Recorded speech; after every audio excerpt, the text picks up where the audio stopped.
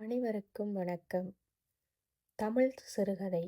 கதையின் தலைப்பு பேசும் சிலையின் எச்சரிக்கை. இந்த கதை யூடியூப் என்னும் தளத்திலிருந்து தமிழ் கதை என்னும் சேனல் வாயிலாக உங்களிடம் வருகிறது.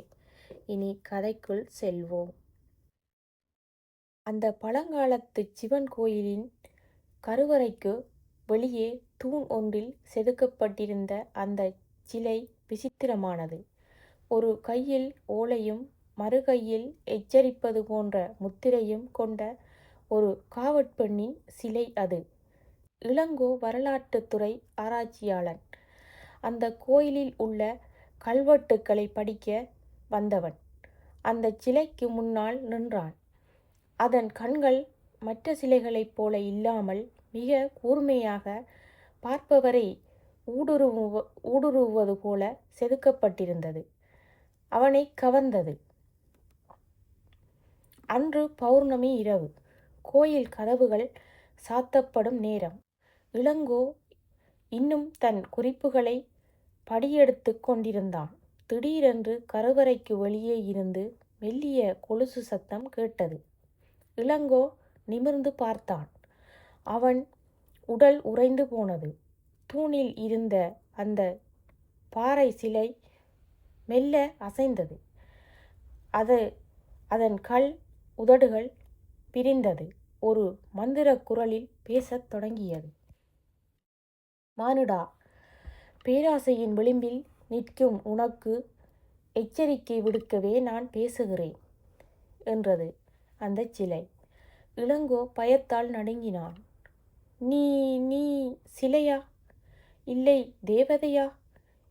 என்னை குறித்து என்ன எச்சரிக்கிறாய் என்று திக்கி திணறி கேட்டான்.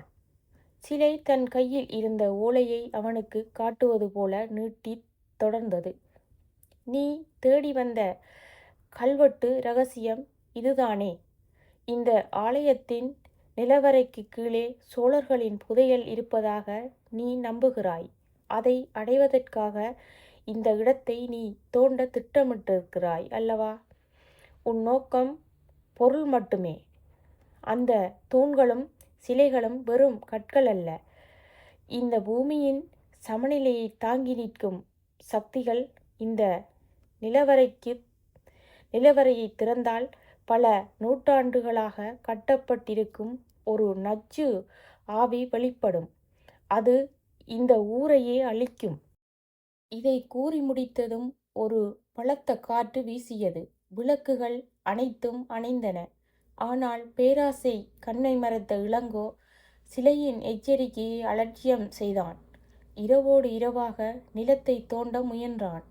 அடுத்த நாள் காலை கோயில் பூசாரி கருவறை கதவை திறந்தார்.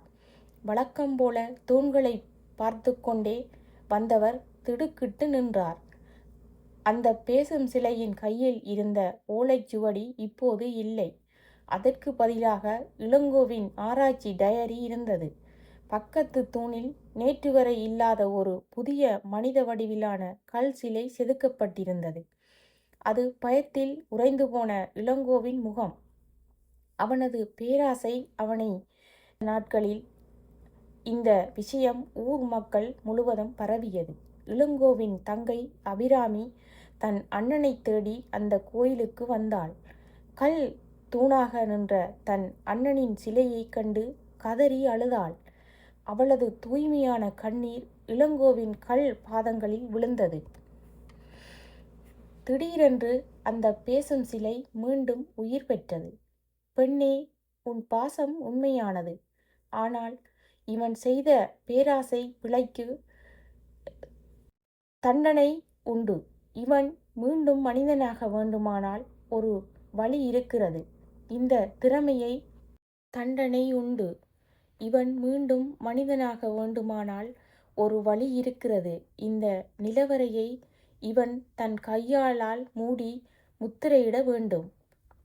அதற்கு நீ உன் ஆயுள் பாதியை அவனுக்கு தர சம்மதிக்க வேண்டும். மாறியது. அவன் மூச்சு திணறலுடன் கீழே விழுந்தான். ஆனால் அவனது தங்கை அபிராமி நரைத்த முடிகளுடன் சட்டென்று வயது முதிர்ந்தவள் போல் தோற்றமளித்தாள். தன் தங்கையின் தியாகத்தைக் கண்டு இளங்கோ கண்ணீர் வடித்தான். பேராசை ஒளிந்தவனாக உடனே அந்த நிலவறை பாதையை நிரந்தரமாக மூடி பாறாங்கல்லை கொண்டு மூடினான். புதையல் குறிப்புகள் அடங்கிய தன் டயரியும் தீயிட்டு கொளுத்தினான். அவன் செய்த நற்செயலால் அந்த பேசும் சிலையின் முகத்தில் ஒரு மெல்லிய புன்னகை அரும்பியது. இளங்கோ தன் தங்கையை தாங்கியபடி பேராசை பேராபத்து என்பதை உணர்ந்து அங்கிருந்து வெளியேறினான். இந்த கதை உங்களுக்கு பிடித்திருந்தால் உங்கள் கருத்துக்களை பதிவு செய்யுங்கள். மேலும் தமிழ் கதை ஏடு என்னும் சேனலுக்கு சப்ஸ்கிரைப் செய்யுங்கள். உங்கள் ஆதரவையும் தாருங்கள். நன்றி.